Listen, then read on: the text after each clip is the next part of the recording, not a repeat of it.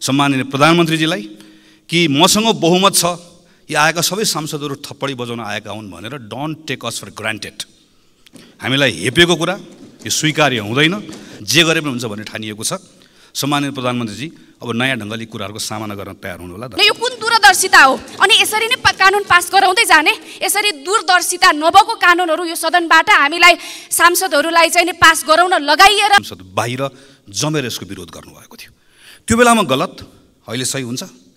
मसँग बहुमत छ, मैले जे ल्याए पनि पारित हुन्छ भन्ने लाग्छ। यो हामीलाई हेपेको, हामी हेपिने कि नहेपिने यो पटक देखाउनु पर्नेछ। मुलुकी फौजदारी संहिताको संशोधन मार्फत जघन्य अपराधमा संलग्नलाई जोगाउने गरी जुन प्रावधान ल्याएको छ, नेपाली कांग्रेसको तर्फबाट म प्रश्न भन्न चाहन्छु, राजनीतिक अपराधीकरण र अपराधको राजनीतिकीकरणको व्यवस्था हामीलाई स्वीकार्य छैन।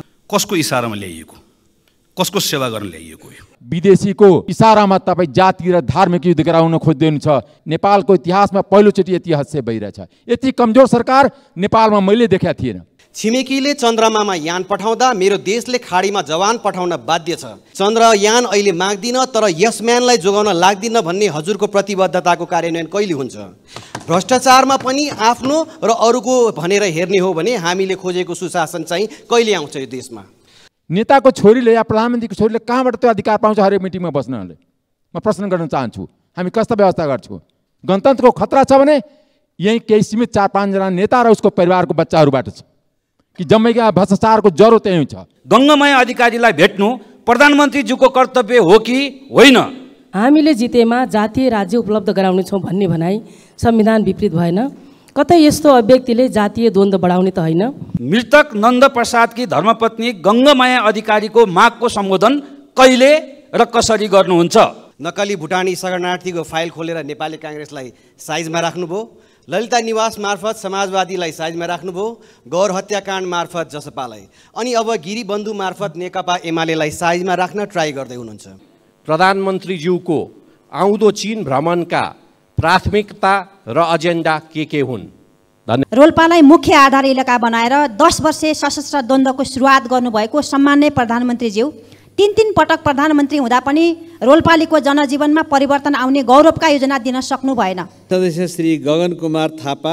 सम्माननीय सभामुख महोदय, एउटा भिन्न विषयबाट क्षमासहित सुरु गर्न चाहन्छु, किनकि जीवन रक्षाको सवाल छ। सुलभ चापागाई लगायत विद्यार्थी साथीहरू आमरण अनसन बसिराख्नु भएको छ। स्वास्थ्य तलमाथि भयो भने सरकारले यसको मूल्य चुकाउन सक्दैन, सरकारको यसमा हेक्का पुगोस्। कहिलेकाहीँ एकरूपता ल्याउनको लागि केही नेपाल ऐन संशोधन भनेर गणतन्त्र आइसकेपछि हामीले थुप्रै कानुनहरू एकैपटक संशोधन गर्न थाल्यौँ। 2074 सालको सरकारले, नेकपाको सरकारले यसको चरम दुरुपयोग गर्यो। यो नेपाल ट्रस्ट ऐन कानुन त्यहीँ छिराएर ल्याइएको हो। त्यो बेलामा हामीले संसदभित्र र माननीय कानुन मन्त्रीलाई म सम्झाउँछु, माननीय कानुन मन्त्रीले संसद बाहिर जमेर यसको विरोध गर्नुभएको थियो। त्यो बेलामा गलत, अहिले सही हुन्छ। यो विधिशास्त्रको मान्यताको खिलाफ हो। यस्तरी ऐन ल्याउनु भनेको हिजो पनि त्यो संसदलाई हेपेको हो, आज पनि संसदलाई हेपेको हो। किनकि संसदीय व्यवस्थामा सरकारलाई के लाग्छ भने मसँग बहुमत छ, मैले जे ल्याए पनि पारित हुन्छ भन्ने लाग्छ। यो हामीलाई हेपेको, हामी हेपिने कि नहेपिने यो पटक देखाउनु पर्नेछ। यो विधेयकमा मुलुकी फौजदारी संहिताको संशोधन मार्फत जघन्य अपराधमा संलग्नलाई जोगाउने गरी जुन प्रावधान ल्याएको छ, नेपाली कांग्रेसको तर्फबाट म प्रश्न भन्न चाहन्छु, राजनीतिक अपराधीकरण र अपराधको राजनीतिकीकरणको व्यवस्था हामीलाई स्वीकार्य छैन। र मान्य कानुन मन्त्रीले मेरो आग्रह पनि छ, 2074 पछि बनेको सरकारले लेखेको ड्राफ्ट हो यो, यसको भारी नबोक्नुहोस्, यसलाई बिसाउनुहोस्, यसलाई हटाउनुहोस्। वातावरण संरक्षण ऐनमा मन्त्रालयले स्वीकृत गर्ने EIA को प्रावधान मन्त्रालयले स्वीकृत गर्नुपर्छ। अहिले विभागबाट गर्ने भनेर ल्याइएको छ, मन्त्रालयले मान्दैन, यो वातावरणविदले मान्दैन। यो कसको इशारामा ल्याइएको, कसको सेवा गर्न ल्याइएको हो? EIA अन्तर्राष्ट्रिय दस्तावेज पनि हो यो, किनकि हामी जैविक महासन्धिको त्यसको पार्टी छौँ। यो नीतिगत दस्तावेज पनि हो। यो विभागले स्वीकृत गर्न मिल्छ? के को आधारमा ल्याइएको? राजस्व चुहावट ऐनमा हिजो जिल्ला अदालतबाट माथि अदालतमा ल्याइयो, आज माथिल्लो अदालतबाट तल्लो अदालतमा सारियो। वैदेशिक रोजगार बोर्डमा निमित्त कार्यकारीको अवधि अनन्तकालसम्म लम्ब्याउन मिल्ने गरिकन घुसाइएको छ। यो घुसाउने विधेयक हो। यो जुन मन्त्रालयलाई जे गर्नुपर्ने छ त्यो साबिकको बाटोबाट आयो भने पारित हुँदैन, अनि यसरी घुसाउने। औषधि ऐनमा संशोधन गर्नको भनेर म आफै मन्त्री हुँदैको बेलादेखिको ड्राफ्ट तयार गरेर राखेको छ। त्यो कहिले अगाडि बढ्दैन। कोसिस गरियो, त्यस काम गर्दा गर्दै छोडेर आउनु पर्यो, पछाडि कहिले आएन। अहिले यो दुईटा प्रावधान यहाँ घुसाइएको छ। मेरो लङ लिस्ट छ, यस्तो यति प्रावधान छ, सबको तयारी गरेका छौँ। समितिमा भेटौँला, त्यहाँ जमेर यसमा लडौँला पनि। तर यति कुरा सम्माननीय सभाको महोदयमा फेरि अनुरोध गर्न चाहन्छु, यही ठाउँमा उभिएर भनेको थिएँ सम्माननीय प्रधानमन्त्रीजीलाई कि मसँग बहुमत छ, यी आएका सबै सांसदहरू थप्पडी बजाउन आएका हुन् भनेर don't take us for granted. हामीलाई हेपेको कुरा यो स्वीकार्य हुँदैन। यो विधेयकमाथि यति धेरै प्रश्नहरू छन् र यो विधेयक मात्र होइन, जसरी संसदलाई जुन ढङ्गले व्यवहार गरिएको छ, सांसदलाई जसरी व्यवहार गरिएको छ, जे गरे पनि हुन्छ भन्ने ठानिएको छ। सम्माननीय प्रधानमन्त्रीजी अब नयाँ ढङ्गले कुराहरूको सामना गर्न तयार हुनुहोला। धन्यवाद। मान्य सदस्य श्री शोभिता गौतम, त्यसपछि मान्य सदस्य श्री गगन कुमार थापा।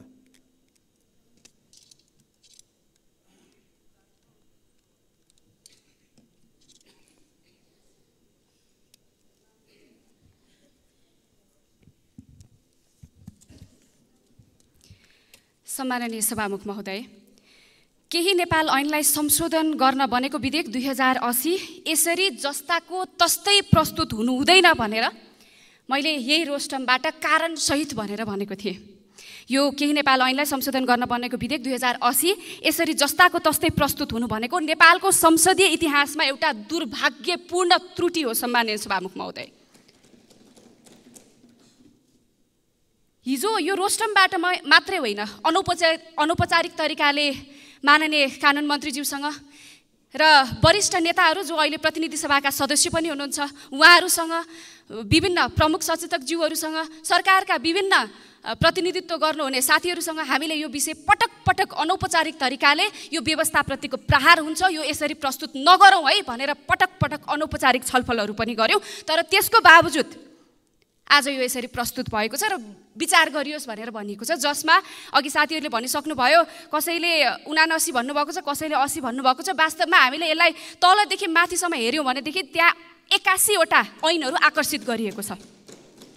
81 वटा ऐनहरू कसरी पढेर संशोधन गरेर अब यो 72 घण्टाभित्र प्रस्तुत गर्ने हामीलाई थाहा छैन। यसरी यो मन्त्रालय अनुसार त्यो विषयहरूलाई छुट्याएर विभिन्न मन्त्रीज्यूहरूले अलग अलग प्रस्तुत गर्नुपर्नेमा एकै ठाउँमा खिचडी बनाएर चाहिँ प्रस्तुत गरेको छ। के सरकारलाई थाहा छैन यो केही नेपाल ऐनलाई संशोधन गर्न बनेको विधेयकमा कस्ता कस्ता कानुन लिएर आउने, कस्ता कस्ता मस्यौदाहरू राख्ने भनेर सरकारलाई थाहा छैन? थाहा छैन भनेदेखि विज्ञ बोलाएर पढ्नुपर्छ, संसद भवनमै बरु पढ्नुपर्छ सांसदहरूले पनि। तर यसरी यो व्यवस्थापति प्रहार हुने तरिकाले चाहिँ यस्तो काम गर्नु भएन। किनभनेदेखि यो व्यवस्थालाई सुधार गर्नको लागि हामी लागेनौँ भनेदेखि यही व्यवस्थामा टेकेर, यही नजिरमा टेकेर आगामी कतिवटा सरकारहरू बन्नुपर्छ, आगामी कतिवटा संसदहरू हाम्रा नजिरहरूलाई हेरेर चल्नुपर्छ, तिनीहरूले के सिक्ने? त्यसैले यो चाहिँ कति पनि ठिक भएन। सम्माननीय सभामुख महोदय, यसमा सभामुखले पनि भूमिका खेल्नुपर्छ जस्तो लाग्छ मलाई। यस्तै अब यी विधेयकहरू कानुन समितिमा जान्छ। अब समितिमा जाने कुरा गरौँ है त। समितिमा जान्छ, कानुन समितिमा यहाँ शिक्षा, स्वास्थ्य, खानेपानी, सडक सम्बन्धी विभिन्न प्रकारका धेरै प्रकारका विषयहरू चाहिँ नि कानुन समितिमा आउँछ। त्यो समितिमा हामीले कसरी यत्र विषयहरू चाहिँ कानुन समितिमा छलफल गर्ने? ल ठिक छ, कानुन समितिमा पनि हामी जसोतसो घुँडा टेकेर हामी पढौँला, के गरौँला, कानुन समितिमा पनि छलफल गरौँला। तर हाम्रा सवालहरूमा कानुन मन्त्रीले कसरी जवाफ दिनुहुन्छ? एउटा म कानुन मन्त्रीज्यूलाई प्रश्न पनि सोध्न चाहन्छु। मन्त्रीज्यूलाई प्रश्न राखिएको छ, प्रश्न सोध्न चाहन्छु। यो 24 नम्बरमा चाहिँ यो विधेयकको 24 नम्बरमा के भनेको छ भनेदेखि दफा 54 को 3 मा रहेको 5 वर्षसम्म भन्ने शब्दको सट्टा 10 वर्ष भन्ने शब्द राखिएको छ। मान्य मन्त्रीज्यू, यो 10 वर्ष किन बनाइएको? यसको तर्कसहितको जवाफ तपाईँले दिनुपर्छ मान्य मन्त्रीज्यू। यो सोध्नुपर्ने प्रश्न थियो मैले भौतिक पूर्वाधार मन्त्रीज्यूलाई, तर अहिलेको यो विधेयकको अवस्थाले यस्तो स्थिति आयो कि यो प्रश्न मैले यहाँलाई सोध्नुपर्ने भयो। यहाँ अर्को पनि संक्रामक रोगको बारेमा पनि प्रश्नहरू छन्। यस्ता विषयमा कानुन मन्त्रीले कसरी जवाफ दिनुहुन्छ? यो पनि आफैमा एउटा चुनौतीपूर्ण विषय हो जस्तो लाग्छ। हतारमा कानुन बनाउने, बजेट पनि छुट्याउने अनि फेरि संशोधनमा लिएर आउने, संशोधनको प्रक्रिया लामो हुन्छ अनि बजेट फ्रिज भएर जान्छ, विकास निर्माणको कुराहरू, विकासका कामहरू ओझेलमा पर्छन्। यस्तै तरिकाले जाने एउटा उदाहरण पनि दिन्छु। यो विधेयकमा धेरैवटा चाहिँ 2079 मा बनेका ऐनहरू चाहिँ आएका छन्। 4 वटा घातक रासायनिक पदार्थ नियमन गर्ने ऐन 2079, लोकसेवा आयोग ऐन 2079, तेजाब तथा अन्य के भनेर 79 मा बनेका ऐनहरू आएका छन्। संसदमा कानुन कसरी बन्दो रहेछ? सकिहाले सम्माननीय सभामुख महोदय, संसदमा कानुन कसरी बन्दो रहेछ? 79 मा बनेको ऐन 80मा संशोधनमा लिएर आउनु पर्यो भने यो कुन दूरदर्शिता हो? अनि यसरी नै कानुन पास गराउँदै जाने, यसरी दूरदर्शिता नभएको कानुनहरू यो सदनबाट हामीलाई सांसदहरूलाई चाहिँ नि पास गराउन लगाइएर कानुनहरू बन्ने प्रक्रिया अगाडि बढ्दै गयो भने यो देशको भविष्य कहाँ पुग्छ? त्यसैले यो कति पनि ठिक भएन। धेरै विषयवस्तुहरू छन्, अब अन्य साथीहरूले पनि राख्नुहुन्छ, तर सकिन्छ भने सम्माननीय सभामुख महोदय यो विषयलाई कानुनसँग सम्बन्धित विषयवस्तुहरू मात्रै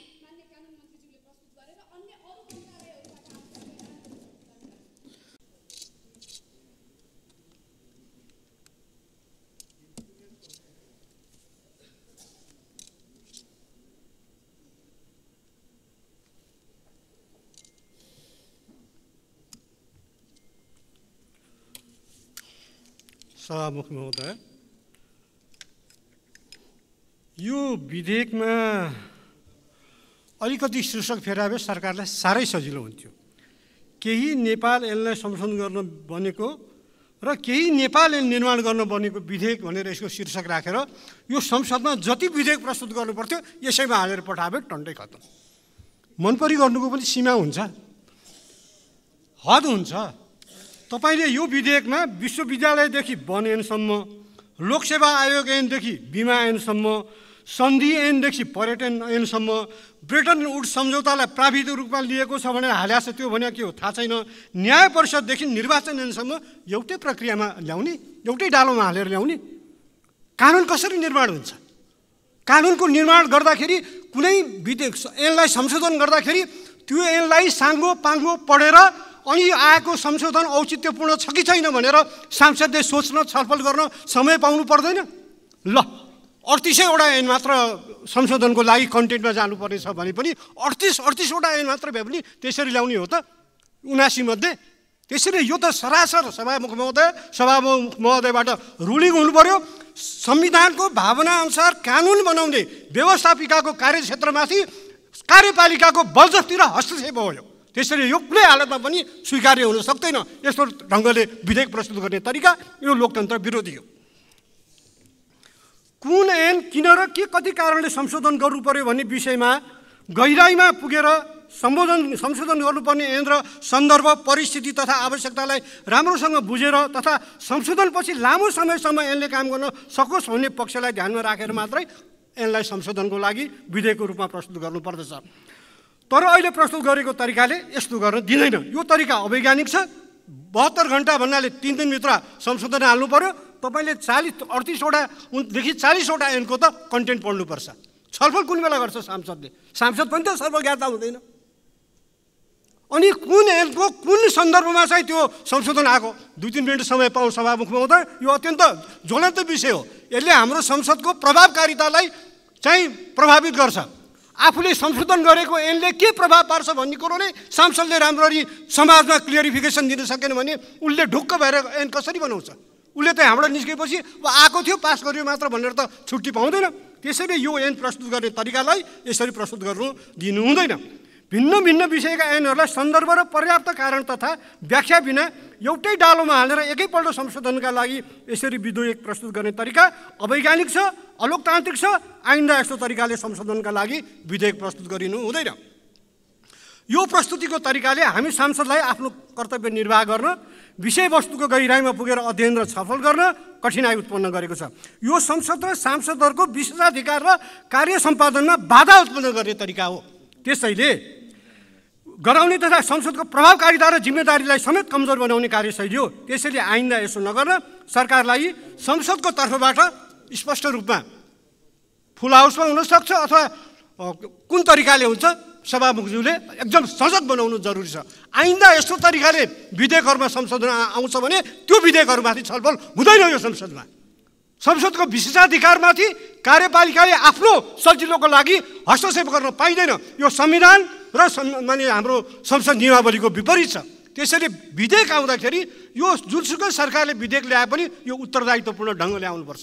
यहाँ बनेन छ, बनेन जलस्रोत उत्पादनसँग जलस्रोतको योजनासँग जोडिन्छ। सारा अहिले त्यस सम्बन्धी आएका आर्टिकलहरू यो संशोधन पारित हुनु भने जलस्रोत ऊर्जाको उत्पादन झन् पछि धकेलिन्छ।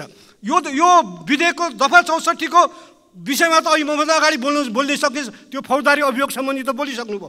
यस्ता गम्भीर विधेयकहरूलाई स्वाट छिराएर पास गर्न खोज्ने यो तानाशाही, अलोकतान्त्रिक र गैर जिम्मेवार तरिका हो। त्यसैले यस्तो विधेयक प्रस्तुत गर्ने तरिकालाई स्वीकार्न सकिँदैन। सम्भव हुन्छ यसलाई जस्ताको तस्तै फिर्ता गरौँ र सम्बन्धित तरिकाले संशोधन गरेर ल्याऊ भनौँ। सकिँदैन भने पनि आइन्दा यस्तो नहुने कुराको ग्यारेन्टी हुनुपर्छ।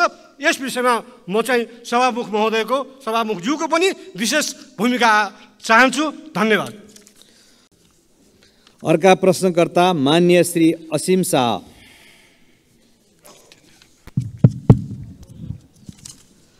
सम्मानीय सभामुख मार्फत सम्मानीय प्रधानमन्त्रीज्यूलाई प्रश्न सोध्न चाहन्छु। सम्मानीय प्रधानमन्त्रीज्यू, यही रोस्ट्रमबाट केही समय अगाडि भुटानी शरणार्थी प्रकरणमा यो त ट्रेलर हो, पुरा फिल्म गजब आउँछ भनेर भन्नुभएको थियो। हामीले बडा आशाका साथ हेरिएका थियौँ। तर जब जे आयो बडा टालटुले र सजिलो बुझिन सक्ने खालको आयो। नक्कली भुटानी शरणार्थीको फाइल खोलेर नेपाली काङ्ग्रेसलाई साइजमा राख्नुभयो, ललिता निवास मार्फत समाजवादीलाई साइजमा राख्नुभयो, गौर हत्याकाण्ड मार्फत जसपालाई, अनि अब गिरीबन्धु मार्फत नेकपा एमालेलाई साइजमा राख्न ट्राई गर्दै हुनुहुन्छ। आफ्नो कुर्सी बलियो बनाउन यो राजनीतिक दाउपेच नगरेर कामले जनताको मन जितेर आफ्नो प्रधानमन्त्रीत्वको आयु लामो बनाउन सकिँदैन थियो होला। भारतीय नेतृत्वले अन्तरिक्ष यानलाई चन्द्रमामा कसरी सफल अवतरण गराउने भनेर सोचिरहँदा हाम्रो नेतृत्व कसरी आफ्नो यस म्यानलाई बचाउने र मुद्दा कमजोर बनाएर सफल अवतरण गराउने भन्ने सोच्नमा तल्लीन हुनु अत्यन्त दुःखद छ। यताको अनुसन्धान अधिकारीलाई उताको कर्मचारीलाई यता अवतरण गराउने व्यस्त हाम्रो नेतृत्वबाट सुशासनको आशा कहिले गर्ने होला? छिमेकीले चन्द्रमामा यान पठाउँदा मेरो देशले खाडीमा जवान पठाउन बाध्य छ। देशभित्रका विश्वविद्यालयहरू रित्तिँदैछन्, व्यवसायीहरू निराश छन्, खेलाडीहरू पलायन हुँदैछन्, युवा पुस्तामा देश छोड्ने लहर चलेको छ।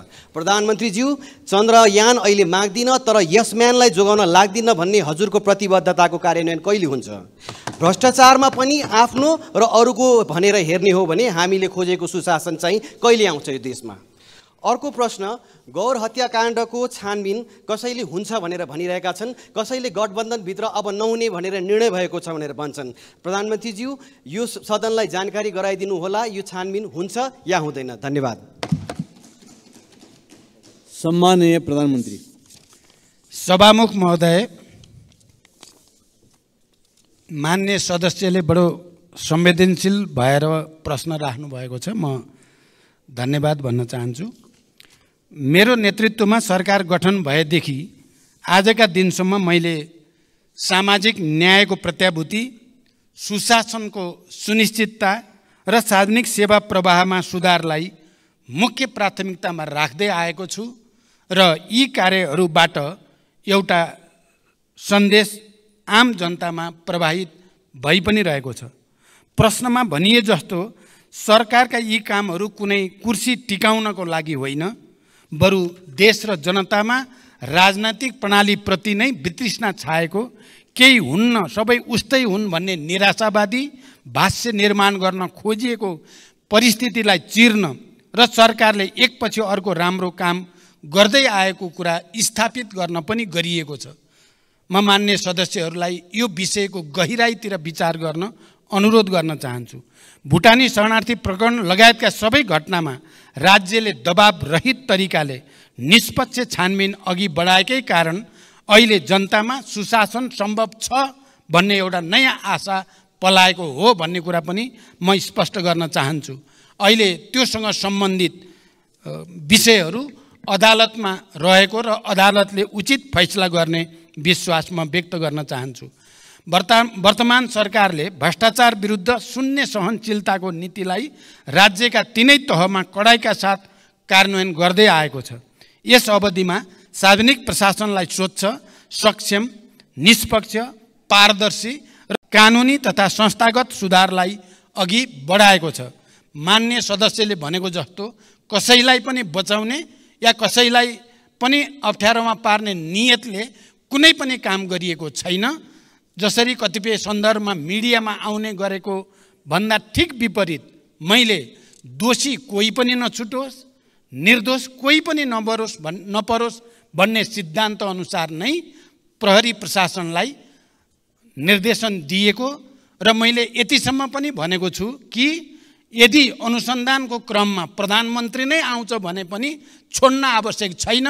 मेरो पार्टीको कुनै नेताको त के कुरा भन्ने कुरा पनि मैले सार्वजनिक रूपमा भन्दै आएको म जानकारी गराउन चाहन्छु।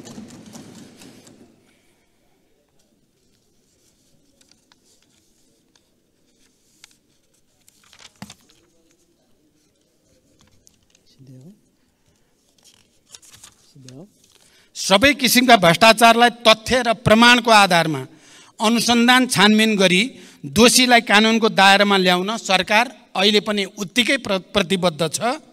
भ्रष्टाचारको मामिलामा यो आफ्नो या यो पराए भनेर सरकारले कसैलाई विभेद गरेको छैन, गर्ने पनि छैन।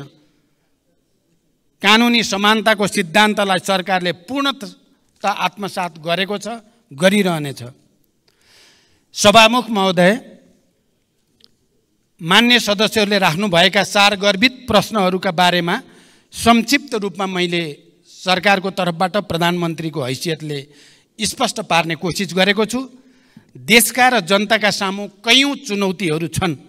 यिनको सार्थक र परिणाममुखी समाधानका लागि सबै राजनीतिक दलबीच साझा धारणा र राष्ट्रिय एकता जरुरी छ। विचार, मान्यता र सिद्धान्तमा अन्तर भए पनि राष्ट्रिय मुद्दा र राष्ट्रिय सवालहरूमा हाम्रो समान दृष्टिकोण र मान्यता हुनुपर्दछ र हामी सबै राष्ट्रिय मुद्दामा एकै ठाउँमा उभिनुपर्दछ भन्ने म ठान्दछु।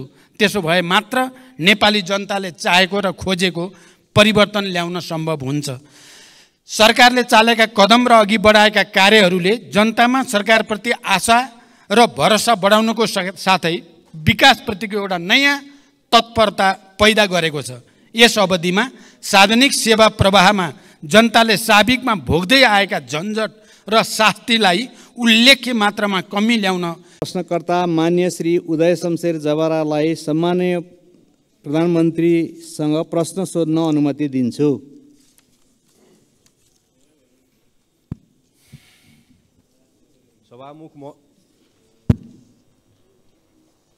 सभामुख महोदय मार्फत सम्मान्य प्रधानमन्त्रीज्यूलाई प्रश्न राख्न चाहन्छु।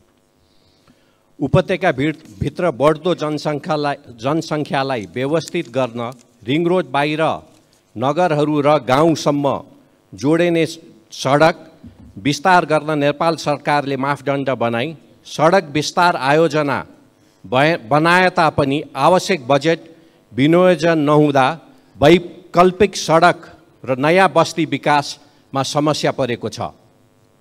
साथै उपत्यकाको 35% भूगोल ओकटेने ललितपुर क्षेत्र नम्बर 1 लाई जोड्ने 3वटा सडकलाई मुआब्जा र विस्तारको लागि बजेट विनियोजन नगरी विधेयक गरिएको छ। यी वैकल्पिक सडक र नयाँ बस्ती विकासलाई आवश्यक बजेट व्यवस्थापन गर्न सरकारको योजना के छ? यति बेला आर्थिक इन्डिकेटर्सहरू सकारात्मकै छन्, भुक्तानी सन्तुलन पनि राम्रै छ, तर अर्थतन्त्र अवरुद्ध अवस्थामा छ। वैदेशिक लगानी र सहयोग बढ्न सकेको छैन। यस्तो अवस्थामा आन्तरिक लगानी बढाउनुतर्फ सरकारको प्राथमिकता हुनुपर्ने हो, त्यो पनि हुन सकेको छैन। एकातिर बैंक वित्तीय संस्थामा पैसा थुप्रिएको छ, तर साना तथा मझौले उद्योगहरू ऋण नपाएर गुनासो गरिरहेका छन्। अर्थव्यवस्थाको असन्तुलनलाई सम्बोधन गर्न सरकारको के तयारी छ? र अन्तिममा साथै प्रधानमन्त्रीज्यूको आउँदो चीन भ्रमणका प्राथमिकता र एजेन्डा के हुन्? धन्यवाद। अब सम्माननीय प्रधानमन्त्री श्री पुष्पकमल दाहाल प्रचण्डलाई उक्त प्रश्नको जवाफ दिन अनुमति दिन्छु। सम्मान्य सभामुख महोदय, प्रतिनिधि सभाका मान्य सदस्यहरूले यस सम्मानित सदनमा उठाउनु भएका प्रश्नहरूको जवाफ दिने नियमित कार्यतालिका अन्तर्गत म यहाँहरू समक्ष उपस्थित छु। सार्वजनिक जनसरोकारका विषयमा अत्यन्त उत्साह र चासोका साथ यस सम्मानित सदनमा भएका छलफलहरूमा सक्रियतापूर्वक सहभागी भई तथा महत्त्वपूर्ण प्रश्न, जिज्ञासा, विचार तथा सुझावहरू राख्नु भएकोमा सबै मान्य सदस्यहरूलाई म सुरुमै धन्यवाद व्यक्त गर्न चाहन्छु। यहाँहरूले विभिन्न समयमा उठाउनु भएका प्रश्न, जिज्ञासा, सुझाव तथा धारणालाई सरकारले गम्भीरतापूर्वक लिँदै आएको छ र गम्भीरतापूर्वक लिँदै जाने पनि छ। मेरो नेतृत्वमा सरकार गठन भएको यो अवधिमा सुशासन, सामाजिक न्याय र समृद्धिलाई मुख्य केन्द्रमा राखी राज्यका सम्पूर्ण शक्ति र सामर्थ्यलाई देश र जनताको हितमा अधिकतम परिचालन गर्ने प्रयास गर्दै आएको कुरा यहाँहरूलाई अवगत नै छ। सरकारको मुख्य जोड सङ्घीय लोकतान्त्रिक गणतन्त्रात्मक शासन व्यवस्थाको सुदृढीकरण, अर्थतन्त्रको पुनरुत्थान र सबलीकरण, सार्वजनिक सेवामा जनताको सहज पहुँच, भ्रष्टाचार नियन्त्रण र सुशासनको प्रवर्धन रहेको छ। नागरिकलाई शासकीय प्रणालीप्रतिको भरोसा र सरकारप्रति विश्वास दिलाउँदै सबैतिर आशाको सञ्चार गराउने हाम्रो निरन्तर प्रयास रहँदै आएको छ। यसै गरी विकास निर्माण कार्यलाई गति दिन, शान्ति प्रक्रियालाई यथाशीघ्र निष्कर्षमा पुर्याउन तथा स्वतन्त्र र सन्तुलित परराष्ट्र नीति अवलम्बन गर्दै राष्ट्रिय हित प्रवर्धन गर्न सरकार प्रतिबद्ध रहँदै आएको छ। यति जानकारी सहित अब म मान्य सदस्यले उठाउनु भएका प्रश्नहरूको जवाफ दिन गइरहेको छु। र पहिलो प्रश्न मान्य उदय शमशेर राणाले भर्खरै राख्नुभयो। काठमाडौँ उपत्यकामा पूर्वाधार निर्माणका आयोजना कार्यान्वयनका लागि चालु आर्थिक वर्षको बजेट तथा कार्यक्रममा रकम विनियोजन गरिएको छ। ललितपुर क्षेत्र नम्बर 1 लाई जोड्ने विभिन्न सडकको विस्तार र जग्गाको मुआवजाका लागि आवश्यक बजेट व्यवस्था गर्न सरकारले ध्यान दिनेछ। उत्पादन, उत्पादकत्व र रोजगारी वृद्धि गरी अर्थतन्त्रको पुनरुत्थान तथा उच्च दिगो समावेशी आर्थिक वृद्धि हासिल गर्ने र समष्टिगत आर्थिक स्थायित्व कायम गरी लगानीको वातावरणमा सुधार गर्न सरकार क्रियाशील रहिआएको छ। सरकारले चालेका सुधारात्मक कदमबाट अर्थतन्त्र बिस्तारै लयमा फर्किन सुरु गरेको छ। नेपाल राष्ट्र ब्याङ्कले हालै प्रकाशन गरेको प्रतिवेदन अनुसार अर्थतन्त्रका सूचकाङ्कहरू सकारात्मक दिशातिर उन्मुख रहेका छन्। 2080 असार मसान्तसम्म शोधान्तर स्थिति 290 अरब 52 करोड रुपियाँको बचतमा रहेको छ। विदेशी विनिमय सञ्चिति गत वर्षको यही अवधिको तुलनामा 26.6% वृद्धि भई 1539 अरब 36 करोड रुपियाँ पुगेको र यसले करिब 10 महिनाको वस्तु तथा सेवाको आयात धान्न पुग्ने अवस्था रहेको छ। विप्रेषण आयमा रेमिटेन्समा 21.2% वृद्धि भई 1220 अरब 56 करोड पुगेको छ। वैदेशिक लगानी प्रवर्धन गर्न नीतिगत र संस्थागत सुधार गर्दै वैदेशिक लगानीको स्वीकृति प्रक्रियालाई सहजीकरण गर्न थ्रेसहोल्ड घटाउने लगायतका कार्य अगाडि बढाइएको छ। जग्गाको कित्ताकाट पूर्ण रूपमा खुलाउने निर्णय भएको र यही भाद्र 11 गते मात्रै नेपाल राष्ट्र ब्याङ्कले लचिलो बजार नीति अनुसार चालु पुँजी कर्जा सम्बन्धी मार्गदर्शन संशोधन गरेको छ। उत्पादनमूलक उद्योगका लागि 3 करोड रुपियाँसम्म कर्जा उपयोग गर्ने ऋणीलाई चालु पुँजी कर्जा सम्बन्धी मार्गदर्शन लागू नहुने भएको छ। ब्याङ्कहरूले उद्योग व्यवसाय वा कम्पनीहरूको सञ्चालन चक्र लगायतका आधारमा अधिकतम वार्षिक कारोबारको 50% सम्म चालु पुँजी कर्जा दिन सक्ने व्यवस्था भएको छ। यसबाट उद्योग व्यवसाय क्षेत्रलाई प्रत्यक्ष लाभ हुनुको साथै आन्तरिक लगानी, उत्पादन वृद्धि र बजारमा आर्थिक गतिविधि बढ्नमा सहयोग पुग्ने विश्वास गरिएको छ।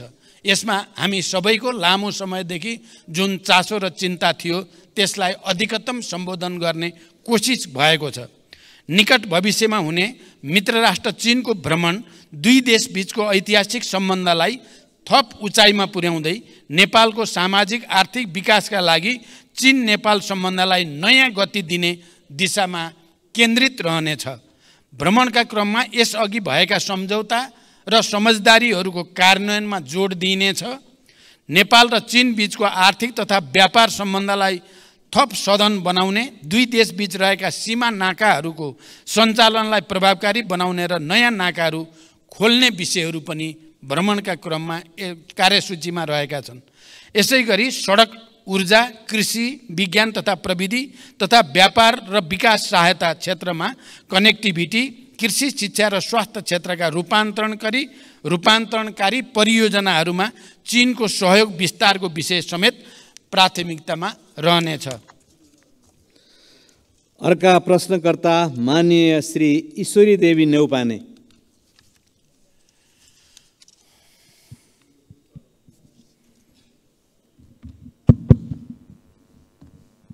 सम्मान्य सभामुखज्यू मार्फत सम्मान्य प्रधानमन्त्रीजीलाई मेरो 3 प्रश्न। नम्बर 1, सम्मान्य प्रधानमन्त्रीज्यू, शासन विधि र पद्धतिको हो कि व्यक्तिको? विधि र पद्धतिको हो भने व्यक्ति परिवर्तनले खासै असर नराख्नुपर्ने हो, तर हाम्रोमा विधि पद्धति अवलम्बन भन्दा मन्त्री या कर्मचारी परिवर्तन गरेर नै शासन सुशासन ल्याउन देखाउन खोजेको जस्तो देखिन्छ। यसमा प्रधानमन्त्रीजीको धारणा के छ? नम्बर 2, 131 भाषाभाषी 142 जात जाति बसोबास गर्ने हाम्रो सुन्दर देश नेपाल, यो हाम्रो पुँजी हो, यसलाई बचाएर राख्नु हाम्रो कर्तव्य पनि हो। सयौँ थुङ्गा फुलका हामी एउटै माला नेपाली, यसमा मेरो अटल विश्वास छ। वरिय राजनीतिको सैद्धान्तिक वकालत गर्ने पार्टीको नेता सम्मान्य प्रधानमन्त्रीज्यूको अभिव्यक्ति हामीले जितेमा जातीय राज्य उपलब्ध गराउनेछौँ भन्ने भनाइ संविधान विपरीत भएन? कतै यस्तो अभिव्यक्तिले जातीय द्वन्द्व बढाउने त होइन? नम्बर 3, म सुदूरपश्चिमवासी हुँ। सुदूरपश्चिम सरकार आफ्नै भवनबाट कार्य सञ्चालन गर्न कहिलेदेखि पाउँछ? धन्यवाद। सम्माननीय प्रधानमन्त्रीज्यू। सभामुख महोदय, लोकतान्त्रिक विधि र पद्धतिको विकास मार्फत सामाजिक न्याय र सुशासन सहितको समृद्धि हासिल गर्ने दिशामा सरकारका सबै क्रियाकलापहरू केन्द्रित रहेको कुरा म जानकारी गराउन चाहन्छु। सरकार विधिको शासनमा पूर्णतः प्रतिबद्ध रहेको स्पष्ट गर्दछु। बहुजातीय बहुसांस्कृतिक विविधता बोकेको नेपालमा सदियौँदेखि विभिन्न जात जाति वर्ण धर्म र संस्कृतिका जनताहरू आपसी सहकार्य सम्मान र गहिरो सद्भावका साथ मिलिजुली बस्दै आएका छन्। अनेकतामा एकता नेपाली मात्रको विशिष्टता र नेपाली समाजको आधारभूत चरित्र पनि हो। सबैको सहअस्तित्व कायम गर्दै मौलिकताको संरक्षण र सम्वर्धनमा नै हाम्रो राष्ट्रिय एकता दिगो दरिलो भई साँचो अर्थमा राष्ट्रियता बलियो हुनेछ। नेपालको कानुनले हरेक व्यक्ति र सम्प्रदायलाई अरूको धर्म संस्कृति र आस्थामा चोट नपुर्याई आफ्नो धर्म संस्कृतिको पालना गर्ने स्वतन्त्रता प्रदान गरेको छ। अत परापूर्व कालदेखि यहाँ कायम रहिआएको सामाजिक एकता सद्भाव र सामाजिक सहअस्तित्वमा खलल पुर्यान पार्ने कुनै पनि किसिमको कार्य हुन नदिन सरकार दृढ छ, स्पष्ट पनि छ। सामाजिक सद्भावमा खलबल पार्ने वा एक अर्काको संस्कृति र धर्म विरुद्ध हुने द्वेषपूर्ण अभिव्यक्ति र कार्यलाई सरकारले कुनै हालतमा छुट दिन सक्दैन। नेपालको संविधानको पूर्ण पालना गर्नु हामी सबैको साझा दायित्व हो। मैले पहिचानको कुरा गर्दा या कुनै कुरा गर्दा अरू कसैको पहिचान आस्थामाथि कुनै खालको विभेद नगर्ने कुरा पनि म स्पष्ट गर्न चाहन्छु। सुदूरपश्चिम प्रदेशको राजधानी गोदावरीमा निर्माण गर्ने सन्दर्भमा जग्गा प्राप्ति लगायतका विषयमा प्रक्रियामा रहेको जानकारी गराउन चाहन्छु। यद्यपि सुदूरपश्चिममा अझै पनि राजधानीको जमिनको बारेमा अलिकति छलफल चलिरहेको जानकारी पनि मलाई प्राप्त छ। त्यसलाई समेत विचार गरेर यसको छिटै निष्कर्षमा पुर्याइनेछ। अर्का प्रश्नकर्ता माननीय श्री ऐनबहादुर शाही ठकुरी।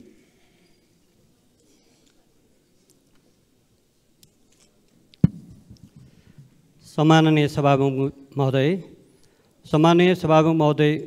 मार्फत सम्माननीय प्रधानमन्त्रीज्यूलाई मेरो प्रश्न यस प्रकार छन्। सम्माननीय प्रधानमन्त्रीको आसन्न चीन भ्रमणमा नेपालका उत्तरी सीमासँग जोडिएका नाकाहरू खोल्ने एजेन्डामा मुगुको नाक्चा लाग्न छ कि छैन? यदि छैन भने एजेन्डामा समावेश गरियोस्। यो नाका खुलेमा मुगु लगायत समग्र कर्णाली प्रदेशको आर्थिक समृद्धिमा महत्त्वपूर्ण टेवा पुग्नेछ भन्ने विश्वास लिएको छु। दोस्रो प्रश्न छ, आर्थिक समृद्धिको महत्त्वपूर्ण क्षेत्र कर्णाली प्रदेशको राहरा लगायतका पर्यटकीय स्थानहरूमा पर्यटकीय पूर्वाधारहरू लगायतका विभिन्न समस्या हुँदा पर्यटकहरूको आगमनमा कमी आएको छ, यसमा सरकारको के योजना छ? र अर्को प्रश्न छ, कर्णाली राजमार्ग अन्तर्गतको नागमा गमगढी कालोपत्रे र गमगढी नाक्चा लाग्न सडक निर्माणलाई सरकारले कस्तो प्राथमिकतामा राखेको छ र यो कहिलेसम्म निर्माण सम्पन्न गर्ने लक्ष्य रहेको छ? धन्यवाद। सम्माननीय प्रधानमन्त्रीजी। सम्माननीय सभामुख महोदय, मेरो आसन्न चीन भ्रमणको क्रममा चीन र नेपाल बीच नयाँ व्यापारिक नाका खोल्ने विषयमा समेत छलफल हुने कुरा करिब निश्चित भएको छ। त्यस सन्दर्भमा मुगुको नाक्चे लाग्ना जो मलाई धेरै पहिलेदेखि त्यसको बारेमा स्थानीय जनसमुदाय र जनप्रतिनिधिले कुरा राख्दै पनि आउनु भएको छ, त्यो विषय पनि मैले त्यहाँ कुरा उठाउने र त्यसबारेमा एउटा निष्कर्ष लिने मेरो कोसिस हुनेछ। पर्यटनको विकासका लागि आवश्यक पूर्वाधार निर्माणका कार्य सरकारको उच्च प्राथमिकतामा छन्। रारा लगायतका पर्यटकीय स्थलको विकासका लागि सङ्घीय स्रोतबाट सञ्चालन हुने कार्यक्रमका अतिरिक्त प्रदेश तथा स्थानीय तहबाट समेत आफ्ना कार्यक्षेत्रभित्र रही पूर्वाधार निर्माण तथा पर्यटन प्रवर्धनका कार्यहरू सञ्चालनमा रहेको जानकारी गराउन चाहन्छु। नागमा गमगढी र गमगढी नाक्चे लाग्ना सडकलाई उच्च प्राथमिकतामा राख्दै हाल विभिन्न खण्डहरूमा कार्य भइरहेको जानकारी म यो सम्मानित सदनलाई गराउन चाहन्छु। हाल नागमा गमगढी 6.5 किलोमिटर, कालोपत्रे र 8 किलोमिटर ग्राभेल स्तरमा स्तरोन्नति गर्ने गरी निर्माण कार्य भइरहेको छ। त्यसै गरी गमगढी नाक्चे लाग्नामा 12 किलोमिटर निर्माण कार्य पनि अगाडि बढिरहेको छ।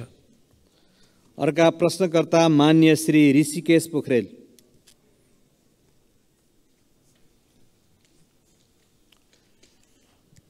सम्माननीय सभामुख महोदय,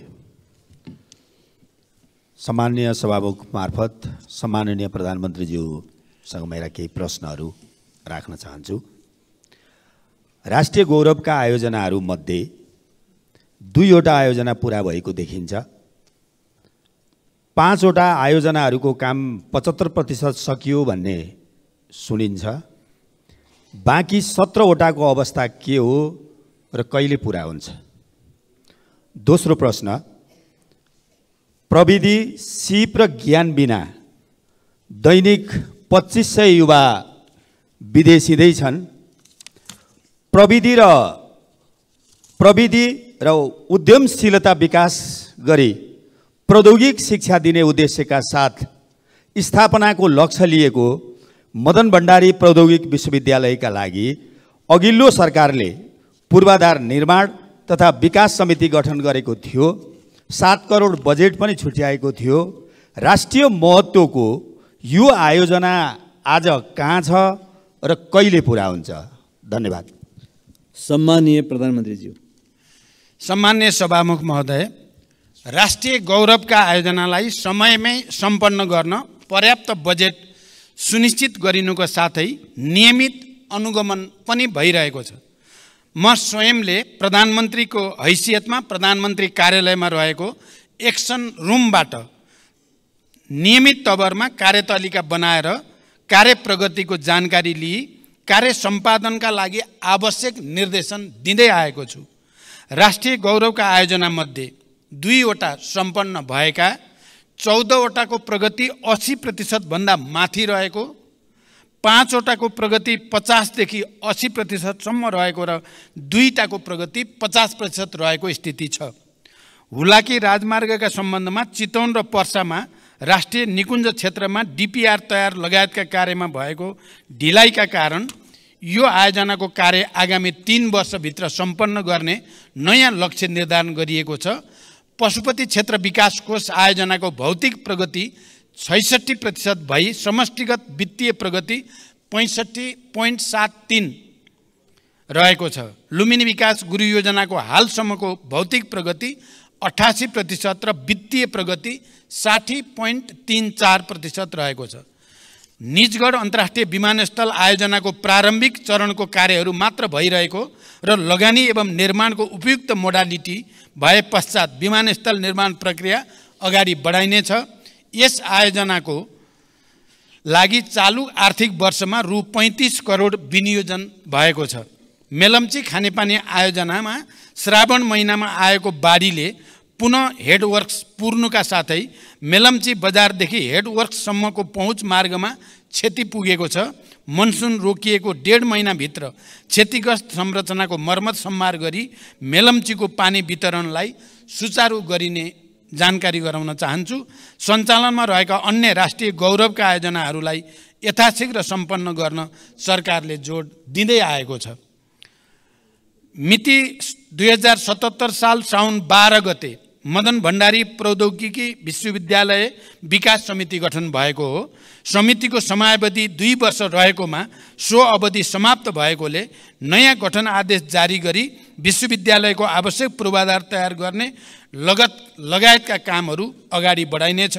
यस विश्वविद्यालयलाई चालु आर्थिक वर्षमा रु 2 करोड बजेट विनियोजन पनि गरिएको छ। अर्का प्रश्नकर्ता मान्य श्री आशा बिक।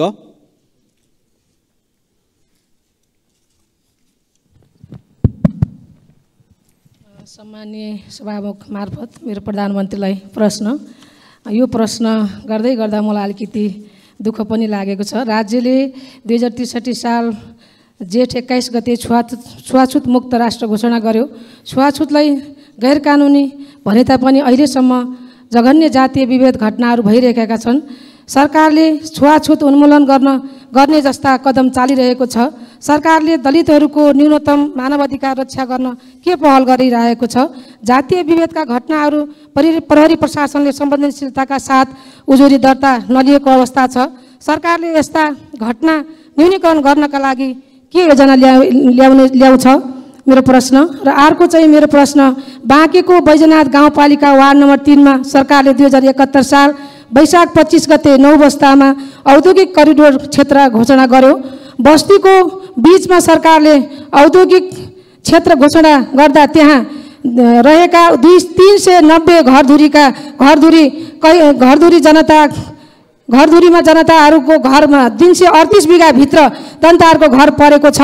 100 बिघा जमिन त्यहाँ रहेका स्थानीयका नाममा ल्याउनु परेमा स्थानीय जनताको माग रहेको छ। 2028 सालदेखि बसोबास गरिरहेका जनतालाई लाल पूर्जा दिनुपर्ने र सोही ठाउँमा बस्ती व्यवस्थापन गर्न सरकारले के भूमिका खेल्नेछ? र स्थानीय सरकारले त्यस क्षेत्रमा सडक, बत्ती, विद्यालय, मठ मन्दिर लगायतका संरचनाहरू बनाएको छ। त्यो बस्तीलाई सोही ठाउँमा सरकारले कहिलेसम्म व्यवस्थापन गर्छ? र मेरो अर्को प्रश्न, बाँकेको खजुरा गाउँपालिका वार्ड नम्बर 6 मा 2036 सालदेखि गिजेरा बस्ती बसिरहेको छ। सरकारले पटक पटक त्यस बस्तीलाई लाल पूर्जा दिने भनेर मौखिक प्रतिबद्धता जनाए पनि हालसम्म त्यहाँ रहेका जनताले लाल पूर्जा पाएका छैनन्। गिजेरा बस्ती सरकारको ऐलानी जग्गा र टन्डनको चिनी मिल रहेको क्षेत्रमा बसोबास गरिरहेका छन्। सरकारले बत्ती, पानी, विद्यालय लगायतका संरचना त्यहाँ पनि सबै ठाउँमा जनतालाई उपलब्ध गराएको छ। त्यस क्षेत्रका जनतालाई लाल पूर्जा कहिलेसम्म वितरण गर्छ सरकारले? र अर्को मेरो प्रश्न छ, सङ्घीय गणतन्त्र घोषणा भएको अवस्थामा सुदूरपश्चिम प्रदेशको राजधानी बन्छ वा बन्दैन? के यही हो गणतन्त्र? बन्ने भए कहाँ बन्छ? प्रदेश सभाबाट घोषणा भएको गोदावरी राजधानी बन्छ कि बन्दैन? बन्ने भए कहिलेसम्म बन्छ? किन घोषणा गरेको हिजो तपाईँहरूको पार्टी र एमाले पार्टीको संयुक्त घोषणा गर्दै आजसम्म किन मौन? जनता जान्न चाहन्छ। धन्यवाद। सम्माननीय प्रधानमन्त्रीज्यू। सम्माननीय सभामुख महोदय, मान्य सदस्यले सोधेका प्रश्नहरू उत्तरभन्दा पनि लामो जस्तो लाग्यो। तैपनि म संक्षिप्तमा उत्तर दिने कोसिस गर्छु। नेपालको संविधानले छुवाछुत तथा भेदभाव विरुद्धको हकलाई मौलिक हकको रूपमा सुनिश्चित गरेको छ। जातका आधारमा गरिने छुवाछुत तथा भेदभाव जन्य कार्यलाई गम्भीर सामाजिक अपराधको रूपमा लिँदै कानुन बमोजिम दण्डनीय हुने र त्यस्तो कार्यबाट पीडित व्यक्तिलाई कानुन बमोजिम क्षतिपूर्ति पाउने हकको प्रत्याभूति पनि गरिएको छ। सरकार यो मौलिक हकको पूर्ण कार्यान्वयनको लागि प्रतिबद्ध रहेको छ। यद्यपि मौलिक हकहरूको कार्यान्वयनका लागि सबै तहबाट अझै घनीभूत प्रयास पनि आवश्यक छ। यो समस्या देशको एउटा लामो सांस्कृतिक समस्या पनि भएको हुनाले यसको समाधानको निम्ति कानुनलाई प्रभावकारी कार्यान्वयनको निम्ति पनि सबै क्षेत्रको सहयोग अनिवार्य छ।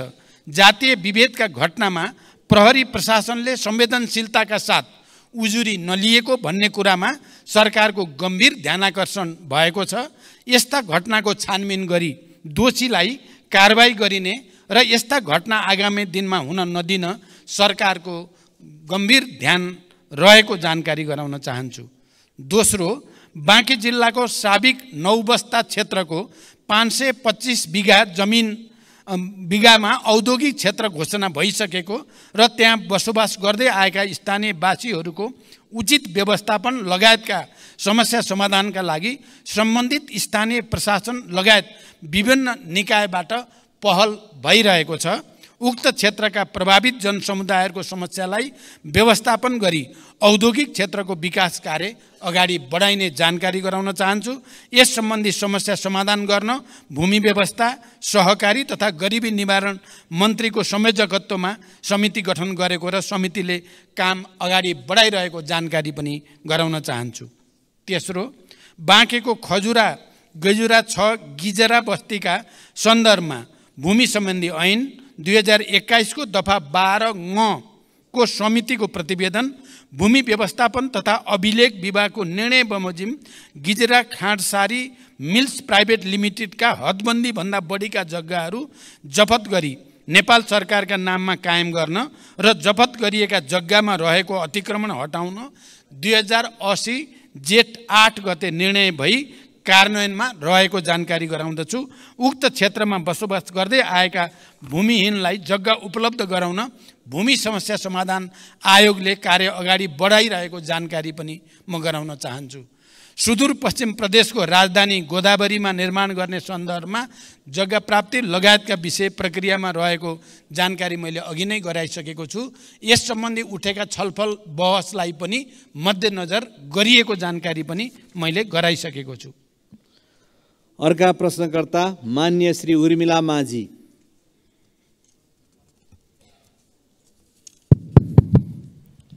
सम्माननीय सभामुख ज्यू मार्फत सम्माननीय प्रधानमन्त्रीज्यूलाई प्रश्न सोध्न चाहन्छु।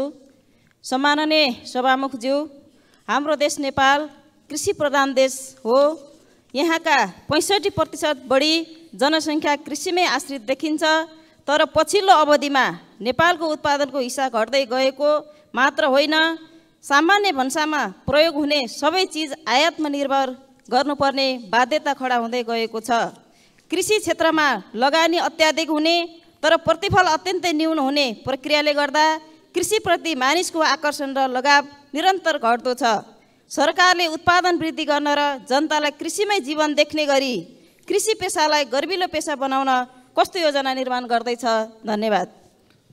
सम्माननीय प्रधानमन्त्री। सभामुख महोदय, सबल आत्मनिर्भर अर्थतन्त्रको निर्माणका लागि कृषि क्षेत्रमा गुणात्मक र रूपान्तरणकारी परिवर्तन सरकारको प्राथमिकतामा रहेको छ।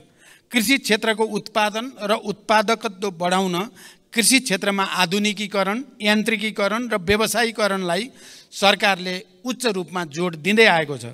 कृषि क्षेत्रमा विगतदेखि लगानी गर्दै आएको र यसबाट उत्पादन र उत्पादकत्वमा समेत केही वृद्धि भइरहे पनि अपेक्षित प्रतिफल प्राप्त हुन नसक्नुका कारणहरू पहिल्याउँदै उत्पादकत्व वृद्धिका लागि विभिन्न कार्यक्रमहरू सञ्चालनमा रहेका छन्।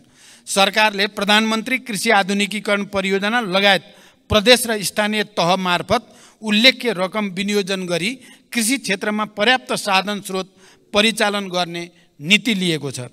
कृषि उत्पादनको वृद्धिका लागि सिँचाइको सुविधाको विस्तारलाई जोड दिनुको साथै रासायनिक मलको आपूर्ति समयमै हुने कुराको सुनिश्चितता गरिएको छ। साथै कृषि बाली वस्तुहरूको विशेष उत्पादन क्षेत्र जस्तै जोन, सुपर जोन, उन्नत बिउ बिजनको विकास, उत्पादन तथा वितरणको लागि एकीकृत राष्ट्रिय कार्यक्रम सञ्चालनमा रहेका छन्। कृषि उपजको बजार सुनिश्चितताका लागि विभिन्न कार्यक्रमहरू सञ्चालन भइरहेका छन्। त्यसै गरी दुध तथा मासुमा आत्मनिर्भरताका लागि पशु नस्ल सुधार, आहार व्यवस्थापन तथा पशु स्वास्थ्य सुधारका कार्यक्रमहरू पनि सञ्चालनमा रहेका छन्। बाँझो जमिनमा कृषि प्रवर्धन कार्यक्रम फलफुल क्षेत्र विकास तथा ग्रामीण कृषि उद्यम विकासका कार्यक्रमहरू सञ्चालनमा रहेका छन्। कृषि उत्पादन क्षेत्रको जोखिम व्यवस्थापन गर्न कृषि बिमा कार्यक्रम सञ्चालनमा रहेको छ, जस अन्तर्गत बिमा प्रिमियममा 80% अनुदान सङ्घीय सरकारले उपलब्ध गराउने गरेको छ। कृषि क्षेत्रमा लगानी बढाउन सहुलियत दरमा कृषि कर्जाको विस्तार तथा दायरा बढाउँदै पनि लगिएको छ। उत्पादित कृषि वस्तुहरूको बजारको सुनिश्चितताका लागि धान, गहुँ, उखु लगायतका बालीको न्यूनतम समर्थन मूल्य निर्धारण गर्ने लगायतका कार्यक्रमहरू पनि सञ्चालनमा रहेका छन्। कृषि पेसालाई सम्मानजनक र मर्यादित बनाउन कृषकहरूलाई नियमित तवरमा पुरस्कृत गर्ने कार्यक्रमहरू जस्तै राष्ट्रपति कृषक पुरस्कार कार्यक्रम सञ्चालनमा रहेका छन्। कृषि पेसालाई दिगो, दरिलो र गर्बिलो बनाउन सरकार प्रतिबद्ध छ, तर अहिलेसम्म जे जति भएको छ त्यसबाट सन्तुष्ट हुने स्थिति भने पक्कै पनि छैन।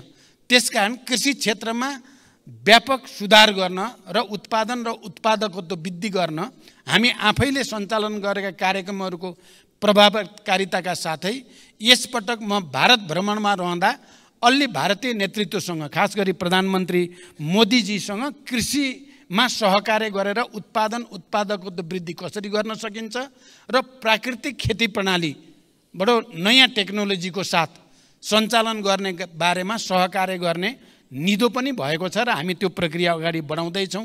मलाई लाग्छ यसपटकको मेरो चीन भ्रमणमा पनि कृषिमा सुधारका निम्ति उत्पादन र उत्पादकत्व वृद्धिमा विशेष ध्यान दिने पनि हाम्रो योजना रहेको जानकारी गराउन चाहन्छु। अर्का प्रश्नकर्ता मान्य श्री एकनाथ ढकाल। सम्माननीय सभामुख महोदय, विस्तृत शान्ति सम्झौताको 2 हस्ताक्षरकर्तामध्ये सम्माननीय प्रधानमन्त्रीज्यू एक हुनुहुन्छ। शान्ति तथा पुनर्निर्माण मन्त्रालयको एउटा मन्त्रीको रूपमा जिम्मेवारी पनि सम्हालिसकेको व्यक्तिको हैसियतले म आज शान्ति प्रक्रियासँग सम्बन्धित प्रश्न सम्माननीय सभामुख महोदय मार्फत सम्माननीय प्रधानमन्त्रीज्यूलाई गर्न चाहन्छु।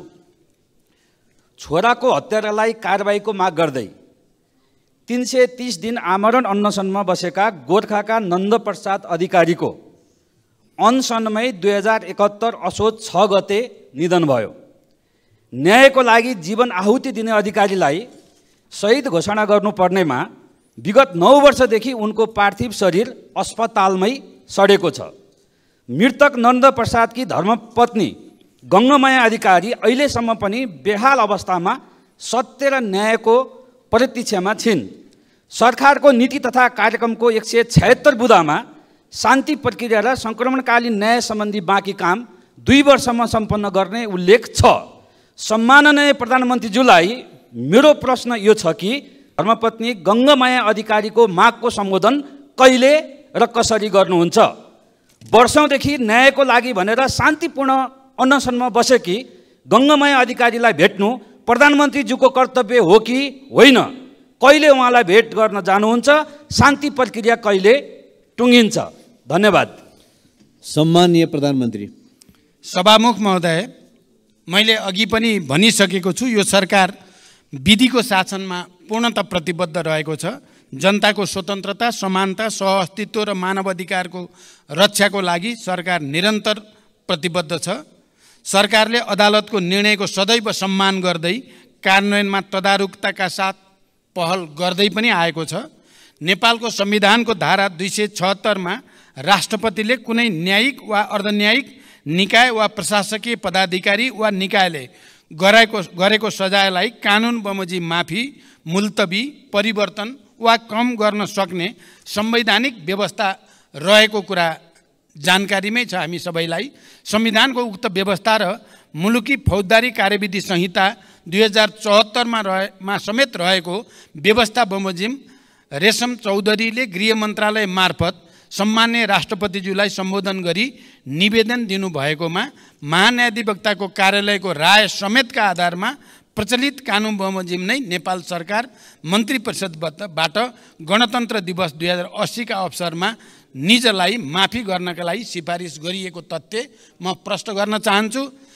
द्वन्द्वकालीन घटनालाई न्यायिक सम्बोधन गर्ने गरी सङ्क्रमणकालीन न्याय सम्पादनका लागि बेपत्ता पारिएका व्यक्तिको छानबिन तथा सत्य निरूपण तथा मेलमिलाप आयोग गठन भएको र सङ्क्रमणकालीन न्याय यथाशीघ्र सम्पादन गर्न नेपाल सरकार प्रतिबद्ध रहेको छ।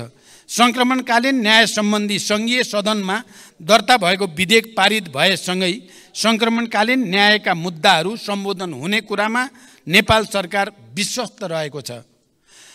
प्रचलित कानुनी व्यवस्थाको अधीनमा रही नेपाल सरकार तथा अन्तर्गतका निकायबाट गङ्गामाया अधिकारीलाई मानवीय सेवा प्रदान र संरक्षणका कार्य भइ नै रहेका छन्। अस्पतालको विवरण अनुसार निजको स्वास्थ्य अवस्था सामान्य नै रहेको र उपचारका लागि सरकारले रु 37,47,000 उपलब्ध गराएको कुरा पनि म यहाँ जानकारी गराउन चाहन्छु। अर्का प्रश्नकर्ता मान्य श्री आसमा कुमारी चौधरी।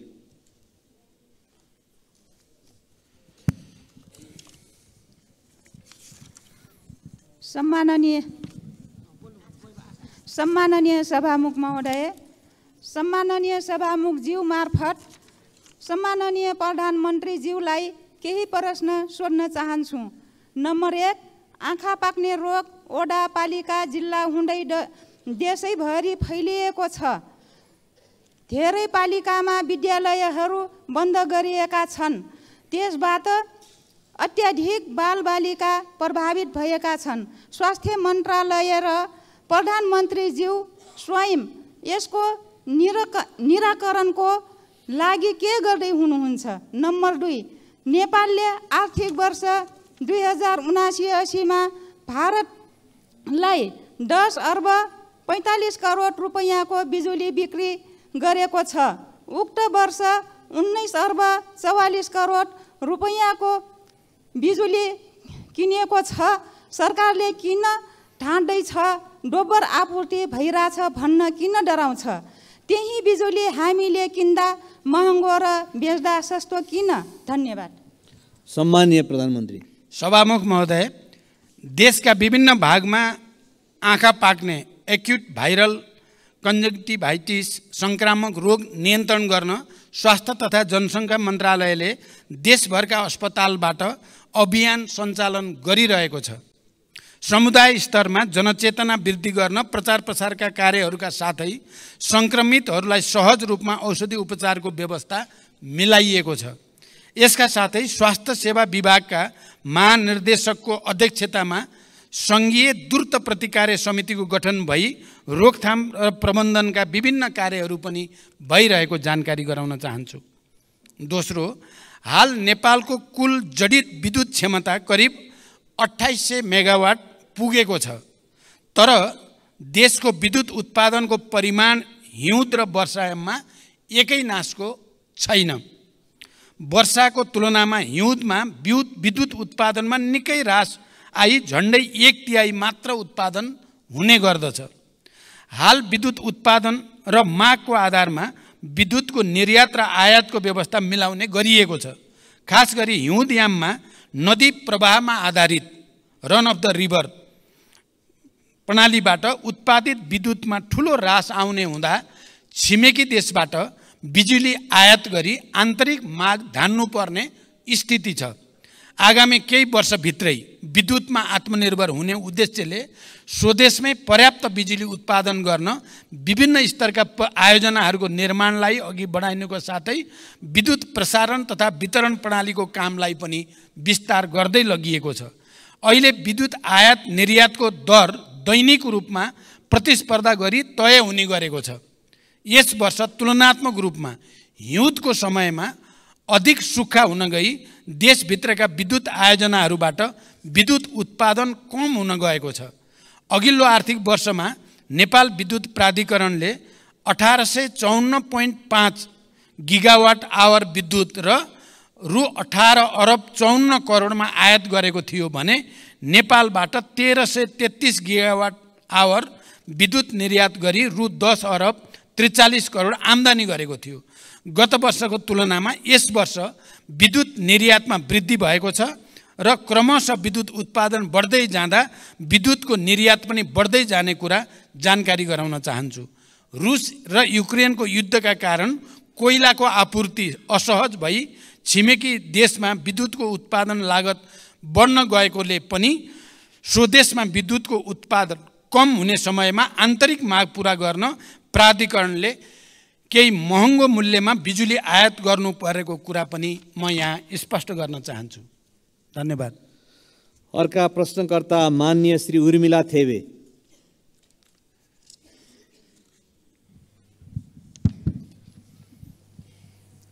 सम्माननीय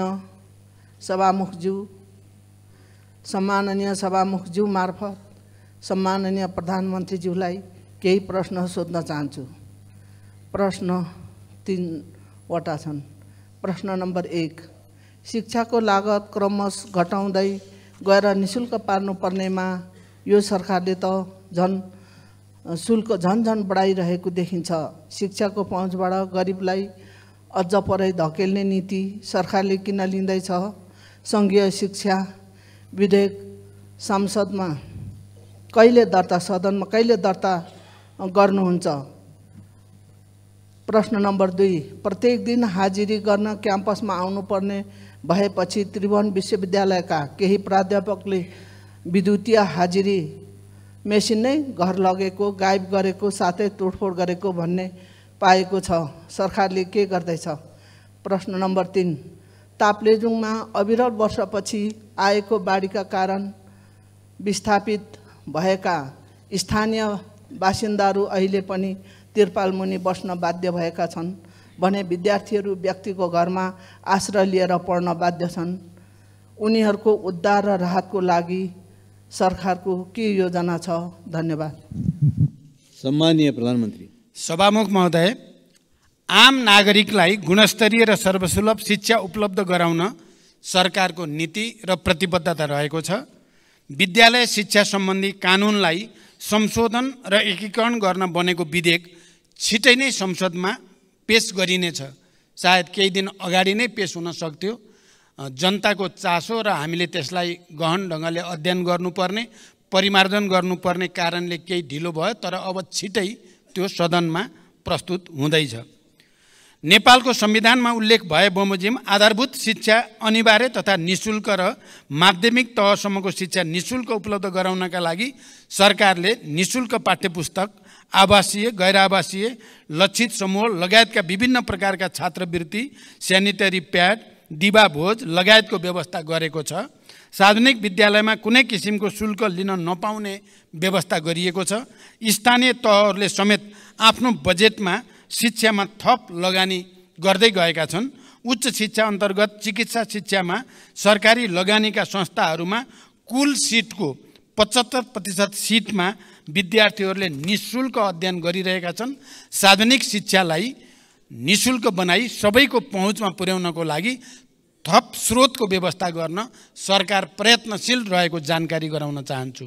स्वायत्त निकायको रूपमा त्रिभुवन विश्वविद्यालयका काम कारबाहीहरू त्रिभुवन विश्वविद्यालय।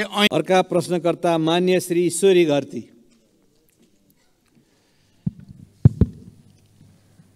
सम्मान्य सभामुख महोदय मार्फत सम्मान्य प्रधानमन्त्रीज्यूलाई केही प्रश्न सोध्न चाहन्छु।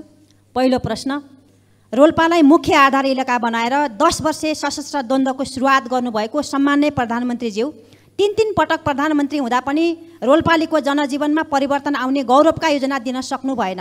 रोल्पालीको त्यो ऐतिहासिक सहयोग प्रधानमन्त्री भएपछि बिर्सनुभयो भन्ने रोल्पालीहरूको गुनासो छ। त्यो गुनासोलाई कसरी सम्बोधन गर्नुहुन्छ?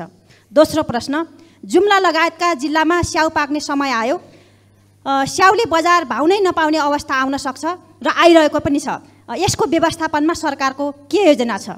र तेस्रो प्रश्न, 10 वर्षे सशस्त्र द्वन्द्वको क्रममा शहीद भएकाहरूको सम्झना र सम्मानका लागि दाङको घोराइदेखि रोल्पाको होलेरी घरतेगा हुँदै रुकुम पूर्वको हुकाम मैकोटसम्म पुग्ने 220 किलोमिटर सडक खण्डलाई वर्तमान सम्मान्य प्रधानमन्त्रीज्यूको चाहना र पहलमा शहीद मार्ग नामाकरण गरेर योजना अगाडि बढाइएको थियो। बजेट अभावमा योजना निकै कछुवा गतिमा भई अझै सम्पन्न हुन सकेको छैन। शहीद मार्गको मुख्य प्रवेशद्वारको रूपमा रहेको घोराइदेखि रोल्पा होलेरीसम्मको 31 किलोमिटरको सडक खण्ड अलपत्र र जोखिमपूर्ण भएको लामो समय बितिसक्यो। यसबारे सदनमा मैले 3-4 पटक कुरा पनि राखिसकेँ, तर सरकारले यो योजनालाई प्राथमिकतामा पारेन। किन?